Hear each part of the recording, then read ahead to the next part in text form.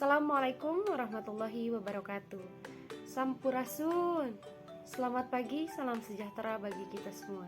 Yang terhormat kepada Bunda Dr. Andes A.A. Saraswati MPD dan Bapak Sofyan Hendrayana SPD MPD selaku dosen mata kuliah dan asisten dosen mata kuliah Budaya Sunda.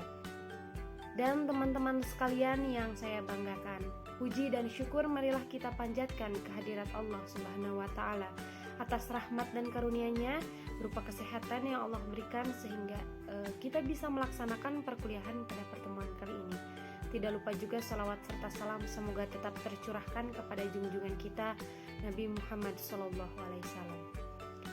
Pada pertemuan hari ini, perkenalkan saya Nindi Noviani dengan nomor pokok mahasiswa 2056007 sebagai moderator yang akan memandu jalannya kegiatan presentasi kami dari kelompok 2. Pembahasan materi dari kelompok 2 yaitu mengenai tata geraha budaya Sunda. Sebelum memasuki presentasi, izinkan saya untuk memperkenalkan kelompok 2 terlebih dahulu.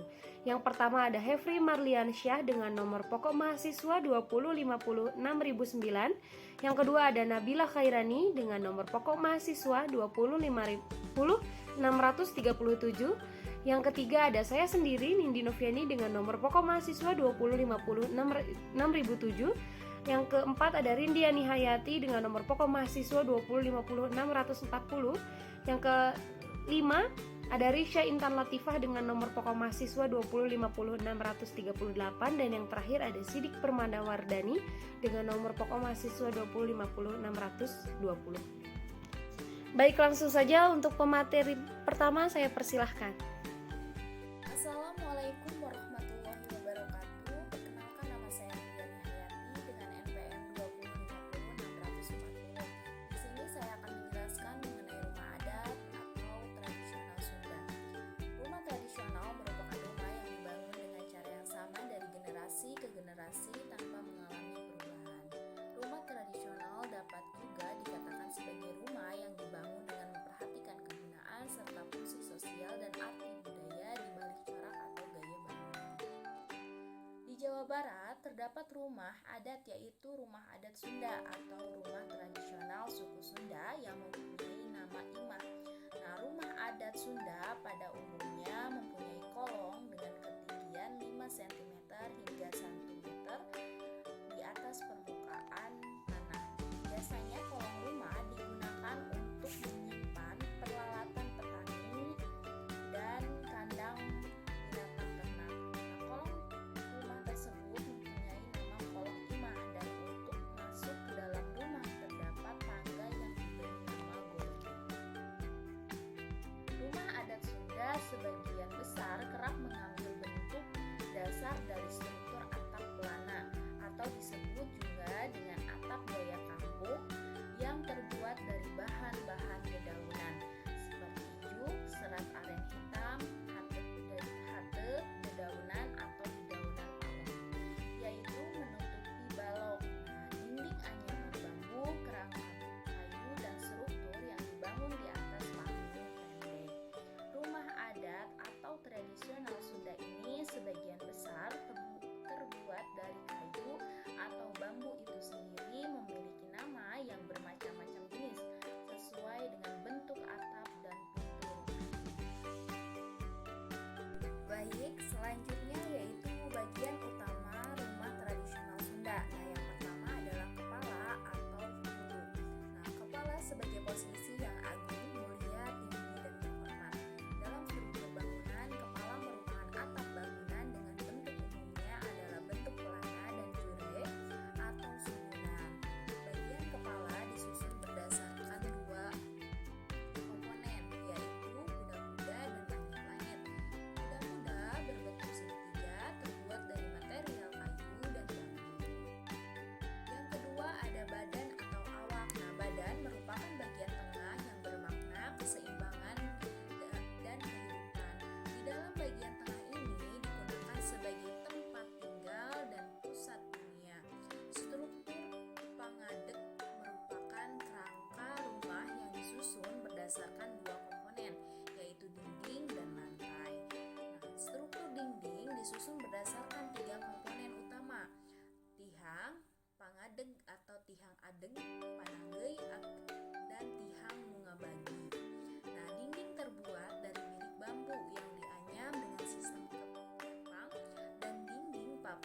sistem susun siri.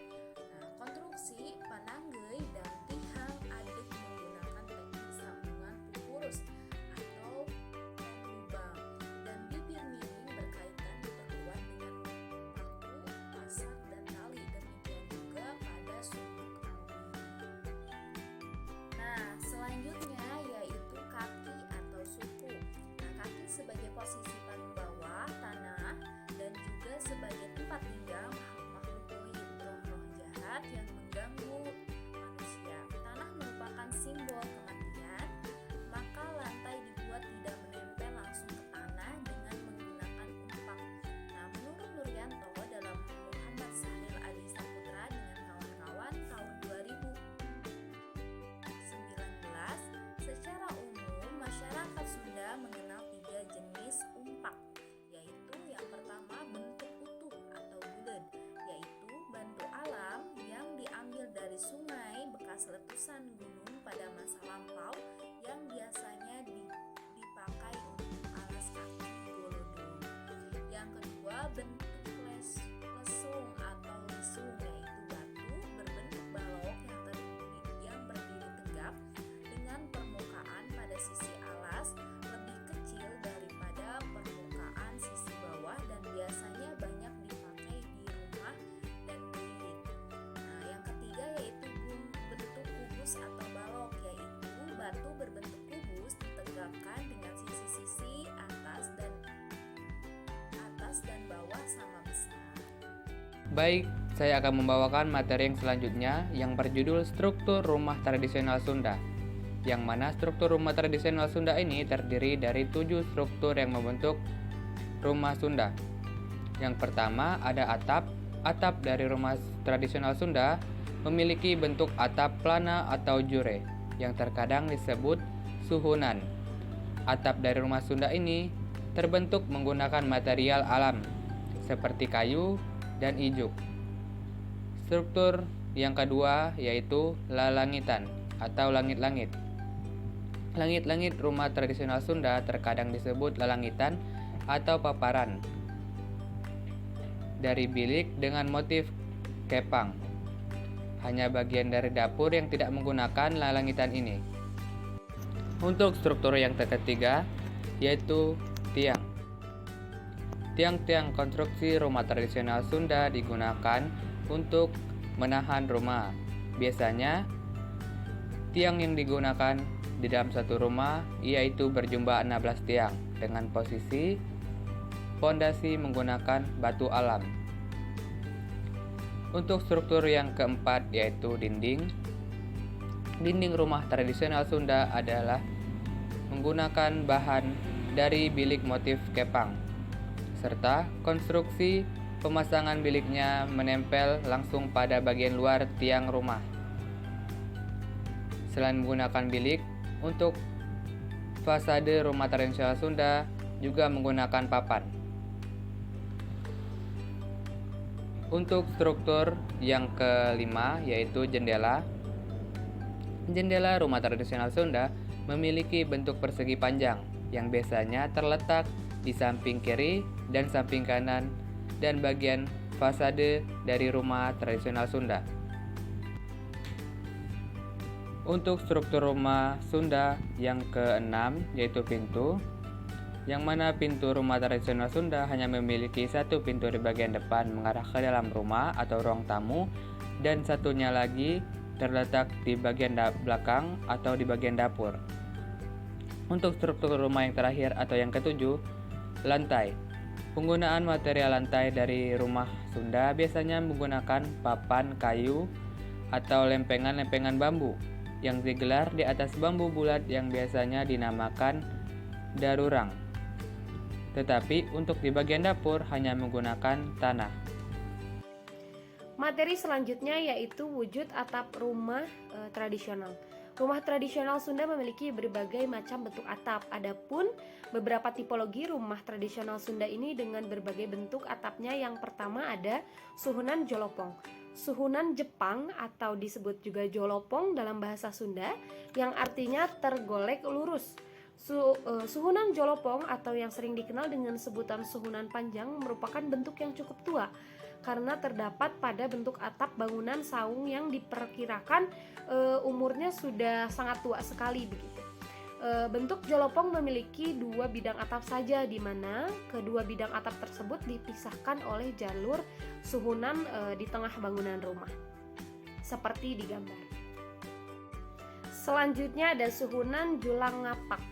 Suhunan julang ngapak memiliki bentuk atap yang melebar di kedua sisi bidang atapnya. Jika dilihat dari arah muka rumahnya, dari arah depan, bentuk atap menyerupai sayap dari burung julang yang sedang merentangkan sayapnya. Bentuk-bentuk atap tersebut sering dijumpai di daerah-daerah seperti di Garut, Kuningan, dan di tempat-tempat Jawa Barat lainnya. Selanjutnya ada suhunan buka palayu. Buka palayu memiliki arti menghadap ke bagian panjangnya. Arti buka palayu menunjukkan letak pintu muka dari rumah tersebut yang menghadap ke arah salah satu sisi dari bagian bidang atapnya. Apabila dilihat dari arah muka rumah, maka akan terlihat dengan jelas keseluruhan garis suhunan yang melintang dari sebelah kiri ke sebelah kanan. Bangunan-bangunan rumah adat ini masih sering dapat dijumpai oleh kita di daerah-daerah yang menghubungkan kota Cirebon dan kota Bandung. Pada umumnya, potongan buka palayu ini mempergunakan bentuk atap suhunan yang panjang. Dengan gaya palayu didirikan atas dasar keinginan pemilik rumah untuk menghadapkan keseluruhan bentuk rumah, bentuk bangunan dan atapnya ke arah jalan yang ada depan rumahnya. Baik, perkenalkan, nama saya Rishienda Latifah. Di sini saya akan menjelaskan mengenai materi sebelumnya, yaitu mengenai suhunan perahu kemarep. Suhunan perahu kemarep merupakan disebut juga sebagai bentuk atap jublek nanggruk. Bentuk atap ini memiliki 4 buah bidang atap yang sepasang bidang atap sama luasnya, serta berbentuk trapesium sama kaki.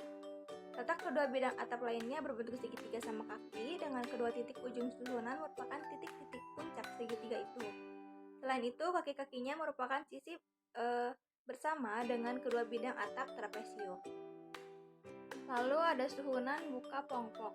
Suhunan buka pongpok memiliki bentuk atap sama dengan bentuk atap buka palayu. Perbedaannya hanya pada letak pintunya yang berada pada sisi atap yang terlihat berbentuk segitiga, bukan pada bidang atap yang menjalar keluar. Adat Sunda yang diberi nama Bodak Kelai.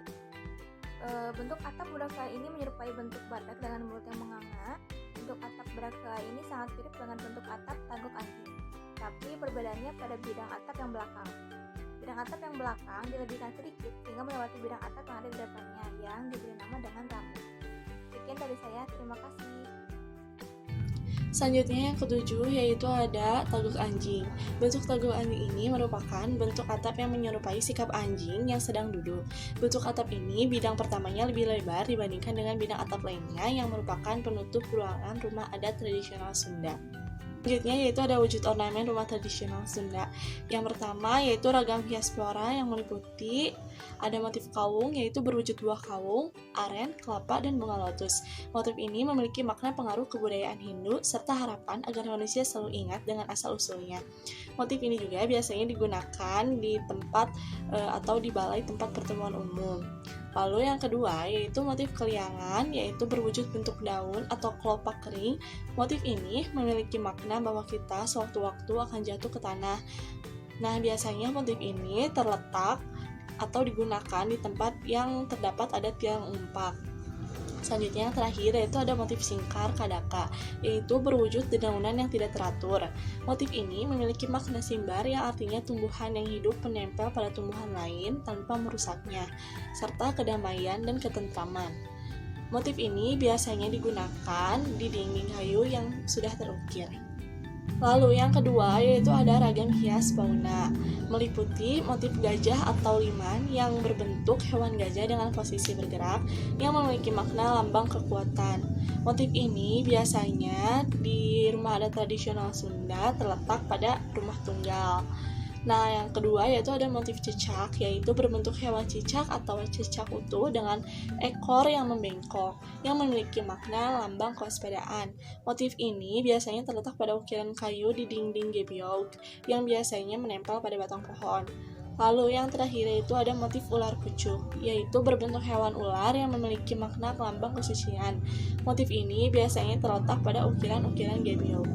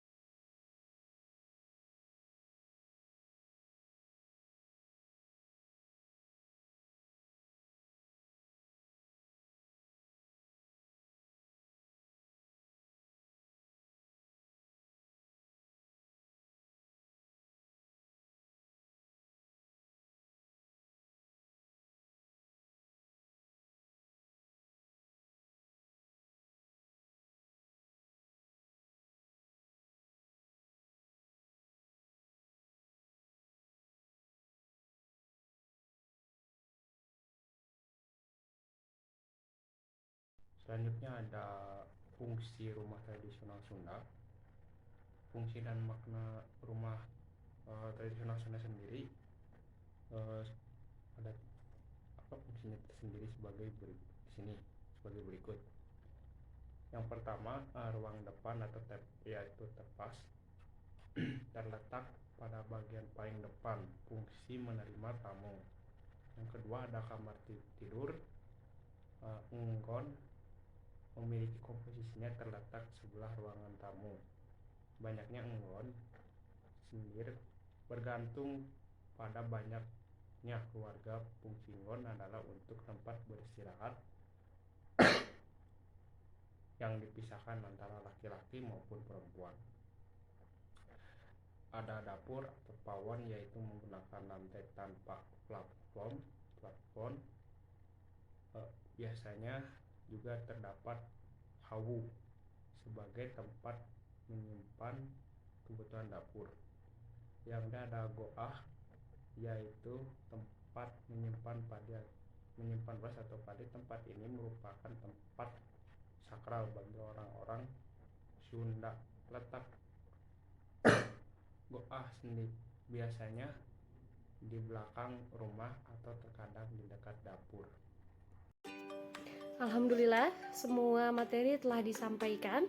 Di sini saya akan menyampaikan kesimpulannya. Rumah adat Sunda adalah rumah adat yang berbentuk seperti rumah panggung dengan ketinggian sekitar 0,5 sampai 1 meter di atas permukaan tanah. Bahkan pada rumah tradisional kuno, ketinggian kolong dari rumah bisa mencapai 1,8 meter. Bentuk rumah panggung lahir sebagai respon terhadap gempa dan banjir. Area kolong rumah juga digunakan untuk menyimpan alat-alat pertanian, menyimpan kayu bakar, mengikat ternak, dan memelihara ternak bahkan.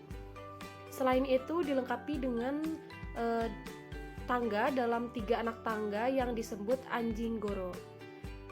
Gorodog sendiri berperan sebagai tempat membersihkan kaki sebelum masuk ke dalam rumah.